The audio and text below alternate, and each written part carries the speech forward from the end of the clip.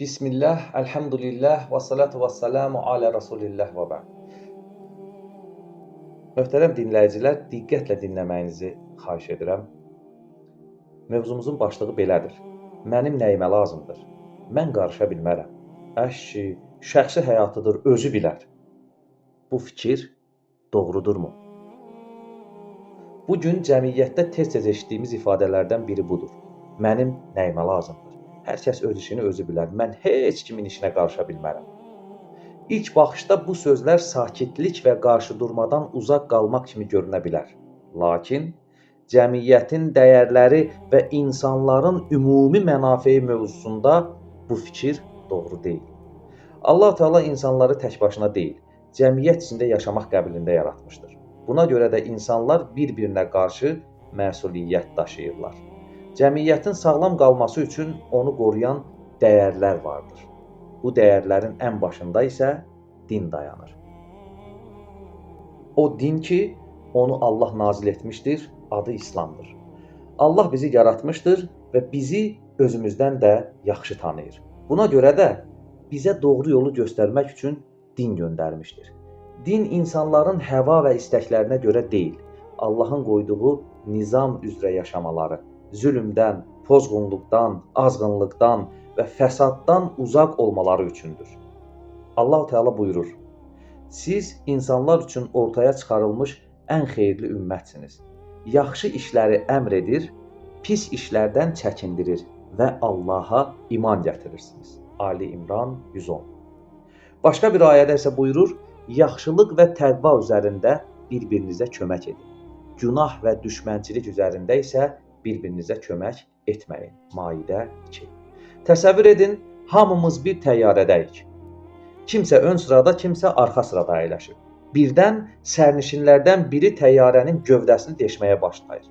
Belə bir vəziyyətdə kim deyər, mənim nəyimə lazımdır, öz işidir, mən qarışmıram? Heç kim. Hamı ona mane olmağa çalışar. Çünki o bir nəfərin etdiyi səhv bütün təyyarənin qəzaya uğramasına səbəb ola bilər. Elə cəmiyyət də buna bənzəyir. Hamımız eyni cəmiyyətin içindəyik. Bir nəfərin yaydığı pozğunluq, əxlaqsızlıq, tərbiyəsizlik, zülm və ya fitnə zamanla hamıya təsir edir. Buna görə də cəmiyyətin hər bir üzvünün imkan daxilində gözəl şəkildə nəsihət etməyə haqqı və məsuliyyəti vardır. Bu mənanı Rasulullah sallallahu aleyhi və səlləm çox gözəl bir hədisdə açıqlamışdır. Allahın qoyduğu sərhədlərə riayət edənlə onları pozanların misalı bir gəmidə olan insanlar kimidir. Hədisdə bildirilir ki, gəminin aşağı hissəsində olanlar su almaq üçün gəmini deşmək istəyirlər. Əgər digərləri onlara mane olmasalar, hamısı birlikdə həlak olarlar. Mane olsalar, hamısı nicat taparlar. Hədis səhih hədisdir.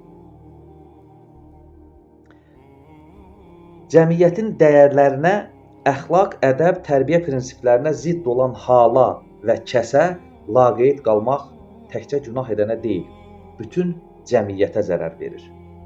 Lakin burada çox mühüm bir məsələ var. İslam insanlara kobudluqla, təhqirlə və zorakılıqla müdaxilə etməyi əmr etmir. Əksinə Allah buyurur: Rəbbinin yoluna hikmətlə və gözəl öyüd nəsihətlə dəvət et. Ən-Nəhl surəsi 125-ci ayə. Deməli, müdaxilə elm, hikmət, gözəl əxlaq və gözəl üslubla olmalıdır. Ona görə də mənim nəyimə lazımdır, mən qarışmaram fikri hər vəziyyətə aid edilə bilməz. Xüsusilə cəmiyyətin dininə, əxlaqına, təhlükəsizliyinə, gənclərin məhvinə zərər verən məsələlərdə susmaq çıxış yolu deyil.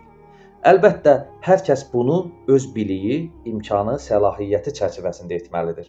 Rasulullah sallallahu aleyhi və səlləm buyurmuşdur: Sizdən kim bir pislik görərsə, onu əli ilə dəyişdirsin. Buna gücü çatmasa, dili ilə dəyişdirsin.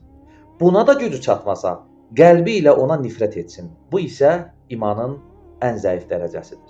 Elə isə gəlin bu yanlış düşüncəni tərk edək. Cəmiyyət bir təyyarəyə bənzəyir.